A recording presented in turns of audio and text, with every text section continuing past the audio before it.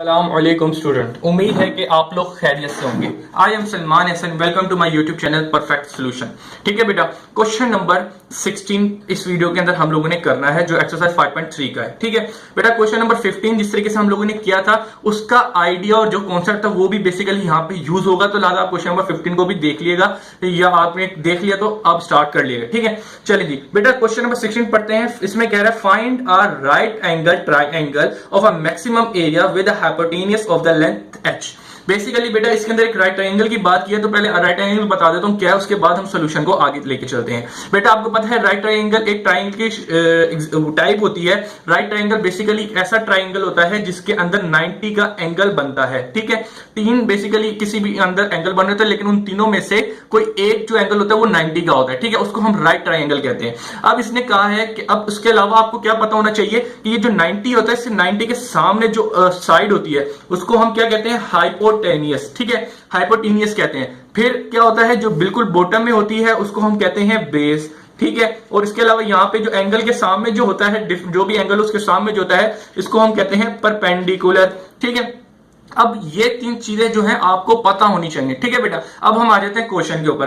बेटा क्वेश्चन में हमें कहा गया है कि find a right angle triangle. एक राइट ट्रायंगल को फाइंड द राइट ट्रायंगल, एक राइट ट्रायंगल को मालूम करो। बेटा बेसिकली ये भी बिल्कुल ही क्वेश्चन नंबर 15 की तरह है, लेकिन क्वेश्चन नंबर 15 में आपको क्या कहा गया था कि आप डायमेंशन मालूम करो, डायरेक्ट ही कह दिया गया था। ठीक है, लेकिन इसमें इनडायरेक्ट तरीके से कह रहा है, यानी कि घुमा के कह रहा है कि भाई आप मुझे इसकी डायमेंशन मालूम करो। मतलब ये है कि इसमें कह रहा है कि भाई फाइंड द राइट ट्रायंगल। तो एक राइट ट्रायंगल के अंदर होता है क्या, हाइपोटेनियस परपेंडिकुलर बेस ही होता है ना। तो आपने ये मालूम कर लिया तो इसका मतलब आपने एक राइट ट्रायंगल को मालूम कर लिया। तो लिहाजा इस क्वेश्चन के अंदर भी आपको डायमेंशन ही मालूम करनी है। तो लिहाजा वो डायमेंशन में क्या आता है, हाइपोटेनियस इसने आपको खुद ब खुद दे दिया है, वो क्या है, h, sorry small h।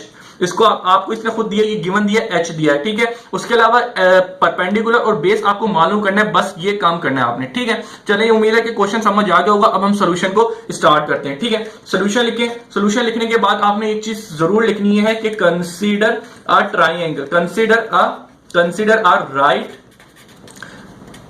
Triangle ABC। ठीक है, आपने ट्रायंगल कंसीडर किया है। ठीक है, अब इसके बाद आ जाए रिक्वायर्ड। ठीक है, रिक्वायर्ड की हेडिंग डाल दें। अब रिक्वायर्ड में आपको क्या मालूम करना है, रिक्वायर्ड में आपको परपेंडिकुलर मालूम करना है।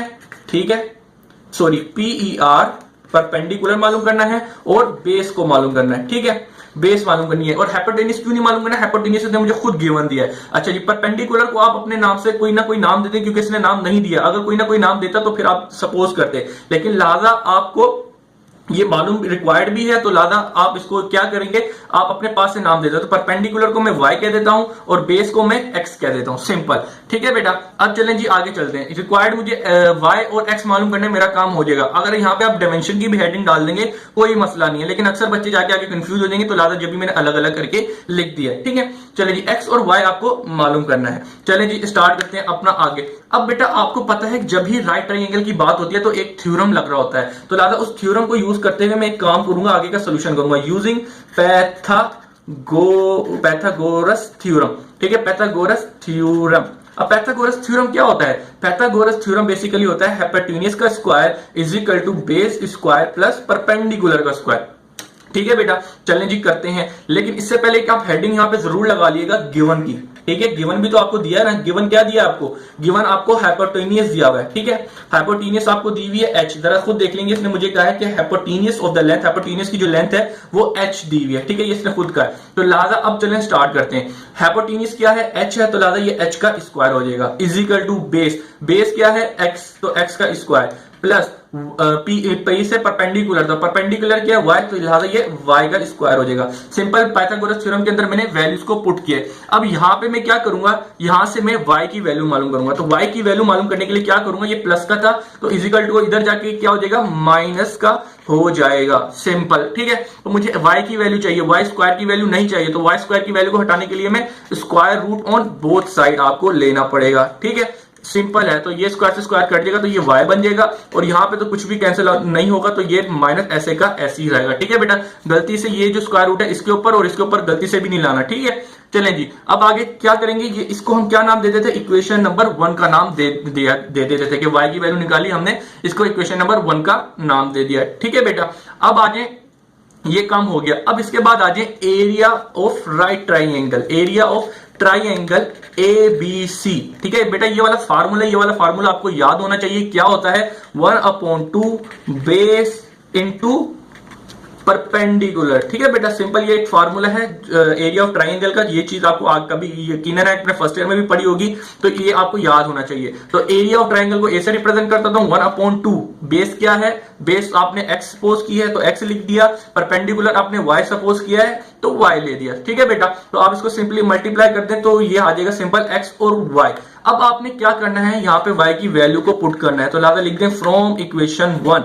तो इक्वेशन 1 से x की क्या वैल्यू, y की क्या वैल्यू आपने निकाली थी, ये निकाली, तो लिहाजा आप यहाँ पे लिख दें h square minus X square minus Z square. ठीक है बेटा, ये आपने a निकाल लिया। अब जरा देखिएगा आप, एरिया जो इक्वेशन है इसके अंदर पूरे फंक्शन में सिर्फ x ही x है। ठीक है, h एक कांस्टेंट नंबर है, तो लिहाजा आप यहां पे लिख दिएगा hence area of triangle A B C is a function of, ये किसका फंक्शन है? फंक्शन ऑफ एक्स है, क्योंकि इसके अंदर सारी एक्स है। तो लिहाजा आप लोग यहाँ पे क्या करेंगे कि ए की जगह एफ ऑफ एक्स पुट कर देंगे।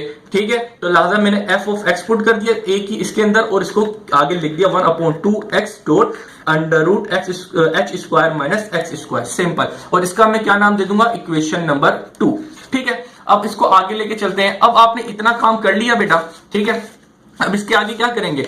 अब इसके आगे हम लोगों ने इसके ऊपर क्या लेना है? डेरिवेटिव लेना है। ठीक, अब हमने इस इक्वेशन के ऊपर आगे डेरिवेटिव लेना है, तो लाजा डेरिवेटिव जब लेंगे तो इसके ऊपर एक बार का निशान आ जाएगा। ठीक है, और डेरिवेटिव जब लगेगा, ये 1/2 एक कांस्टेंट नंबर है, तो डी ओवर डी एक्स लगा देंगे। ठीक है, तो डी ओवर डी एक्स कहां पे लगेगा? X dot under root H square minus X square. Basically 1/2 एक कांस्टेंट नंबर था, उसको मैंने साइड में कर दिया, और जो डेरिवेटिव लगेगा वो इसके साथ लगेगा। अब बेटा बेसिकली यहाँ पे क्या होगा कि डेरिवेटिव को यहाँ पे लग रहा है u डॉट v का फॉर्मूला, तो पहले वाले नंबर को u कहते हैं, दूसरे वाले को v कहते हैं। ठीक है, तो यहाँ पे सिंपल फर्स्ट आपको डेरिवेटिव लें तो देखते हैं आगे क्या होगा। अब डेरिवेटिव का सिंपल सा फॉर्मूला था कि derivative of u D over D, derivative of u multiply by v क्या है आपके पास? ये रहा h square minus X square. ठीक है, प्लस फिर इसके बाद क्या करते हैं? Derivative of v, simple derivative of v minus X square, ठीक है, मल्टीप्लाई बाय u। सिंपल सा फार्मूला। अगर आपको ये फार्मूला नहीं याद तो आपने चैप्टर नंबर 4 में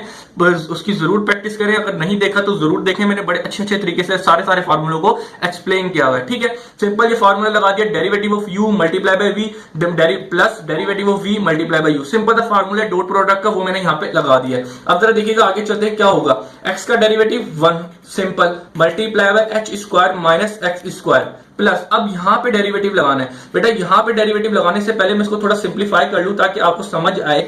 बेटा स्क्वायर रूट किसके बराबर होगा? 1/2 के बराबर होगा। ठीक है, अब मैं इसके ऊपर एक फार्मूला, अब इसको डेरिवेट करूंगा आगे। ठीक है, अगले स्टेप में। तो 1 से मैंने इसको मल्टीप्लाई किया, H square minus X square आया, प्लस अब जरा यहां पे डेरिवेटिव लेता हूं, तो जरा देखिएगा पावर 1/2 नीचे आ जाएगी, H square minus X square हो जाएगा, और -1 कर दूंगा। तो आपको पता है 1/2 में से -1 किया तो -1/2 ही मेरे पास आएगा। अब इससे क्या मल्टीप्लाई होगा? डेरिवेटिव ऑफ डब्बा। तो इसका डेरिवेटिव जब मैं इससे मल्टीप्लाई करूंगा तो जरा देखिएगा क्या होगा। एच एक कांस्टेंट नंबर है, तो उसका डेरिवेटिव मेरे पास क्या आएगा बेटा?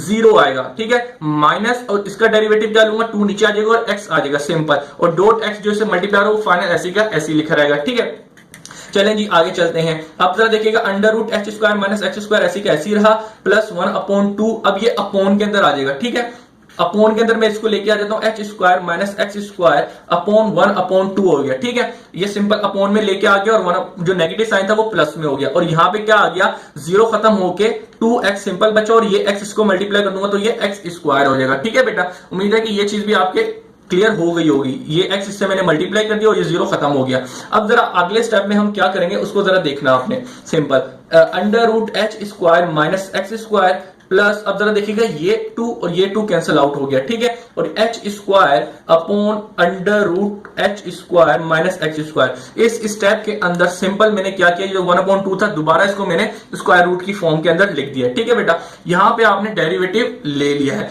लेकिन यहां पे आप क्या करेंगे? एलसीएम लें। ठीक है, एलसीएम ले सकते हैं। ठीक है, तो एलसीएम लेने का सबसे आसान तरीका क्या होता है? डोमिनेटर को मल्टीप्लाई कर दो, ठीक है। तो डोमिनेटर क्या है, इसके नीचे इसका मतलब 1 है, तो डोमिनेटर को मैंने इससे 1 से मल्टीप्लाई करूंगा तो मेरे पास H square minus X square ही आएगा। फिर क्या करते हैं क्रॉस मल्टीप्लीकेशन, तो स्क्वायर से स्क्वायर रूट मल्टीप्लाई करूंगा तो कैंसिल हो गया, मेरे पास सिंपल क्या आ जाएगा H square minus X square आ जाएगा। ठीक है बेटा,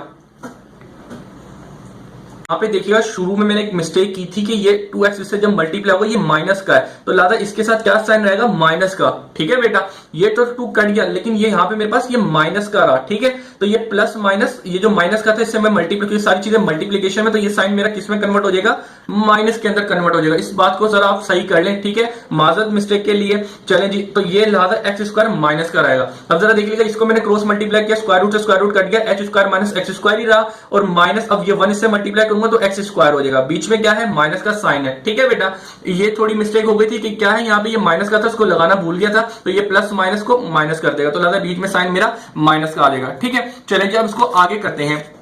अब आपको क्या करना है यहाँ पे सिंपल बेटा, अब आपको आगे x, ये आपने क्या मालूम कर लिया, f डैश मालूम कर लिया। ठीक है, ये फर्स्ट यानी कि डेरिवेटिव ले लिया, तो आपको आगे क्या करना होता है, x की वैल्यू मालूम करनी होती है। तो x की वैल्यू मालूम करने के लिए f of dash x is equal to 0 लिख देते हैं। ये कंडीशन हम आपने पढ़ी होगी, कभी भी x की वैल्यू निकालनी हो तो फर्स्ट डेरिवेटिव को इज इक्वल टू 0 लिख देंगे। ठीक है, इसको आप इक्वेशन नंबर किसका नाम दे देंगे, इक्वेशन नंबर 3 का नाम दे देंगे। ठीक है, तो इसको जो फर्स्ट डेरिवेटिव लेंगे उसको इक्वेशन नंबर 3 का, तो लिहाजा आप यहाँ पे लिख देंगे फ्रॉम इक्वेशन 3।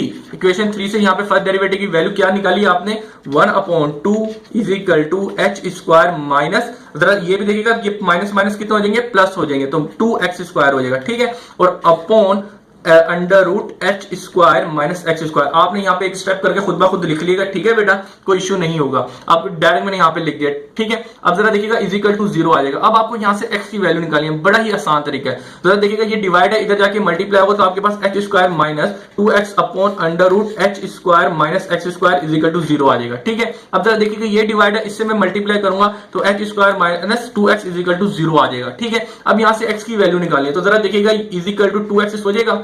ठीक है, क्या सिंपल किया मैंने कि यहाँ पे जो माइनस का था इधर जाके प्लस का हो गया। अब मुझे x की वैल्यू निकालनी है, तो जरा देखिएगा ये जो 2 मल्टीप्लाई हो रहा था इधर जाके डिवाइड कर दिया, मुझे यहाँ पे x की वैल्यू चाहिए, एक्स स्क्वायर की नहीं चाहिए, तो लिहाजा square root on both side कर दूंगा। ये स्क्वायर से स्क्वायर कट गया तो x बचा, और ये स्क्वायर इसके ऊपर आएगा तो ये h कट जाएगा, मतलब कट जाएगा, और ये अंडर रूट 2 इसके ऊपर गया और स्क्वायर रूट इसके ऊपर भी है, तो लिहाजा अंडर रूट 2 आ जाएगा। ठीक है बेटा, इस चीज को भी समझ लिएगा। तो ये आपके पास किसकी वैल्यू निकल के आ गई, x की वैल्यू निकल के आ गई। अब आपको आगे क्या करना है बेटा, अब आपको इस वैल्यू को, x की जो वैल्यू आई है आप कहां पे पुट कर देंगे, इक्वेशन नंबर 1 के अंदर पुट कर देंगे। तो इक्वेशन नंबर 1 को आप यहाँ पे लिख दें, put x is equal to H upon under root 2 in equation 1। क्यों पुट करेंगे, क्योंकि यहां से आपको y की वैल्यू पुट करनी है, निकालनी है, सॉरी। ठीक है, तो माइनस एक्स स्क्वायर है, ये आपके पास इक्वेशन थी, अब इसके अंदर h की वैल्यू पुट कर दें, जो मैं आपको अगले पेज पे करके दिखाता हूं यहाँ पे। ठीक है, तो जरा करते हैं।